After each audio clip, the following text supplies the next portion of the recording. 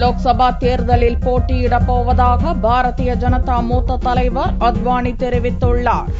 பாரதிய ஜனதாவில் மூத்த தலைவர்கள் பலருக்கும் வரவிருக்கும் லோக்சபா தேர்தலில் டிக்கெட் கிடையாது என்றும் அவர்களை ராஜ்யசபாவுக்கு அனுப்ப பாரதிய ஜனதா தலைமை திட்டமிட்டுள்ளதாகவும் கூறப்படுகிறது.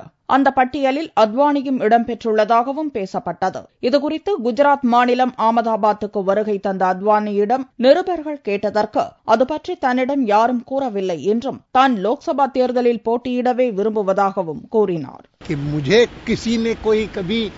राज्यसभा की बात नहीं कही और मैं अचानक राज्यसभा में क्यों जाना चाहूंगा. मतलब आप लोकसभा ही लड़ेंगे?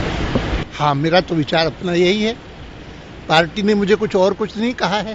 குஜராத் முன்னாள் முதல்வர் கேசுபாய் பட்டேல் பேரன் திருமணம் மற்றும் மாநில பாரதிய ஜனதா அலுவலக திறப்பு விழா ஆகியவற்றில் கலந்து கொள்வதற்காக அகமதாபாத் வந்துள்ள அத்வானி குஜராத் தலைநகர் காந்தி நகரிலிருந்து லோக்சபா எம்பியாக தேர்வானவர் என்பது குறிப்பிடத்தக்கது.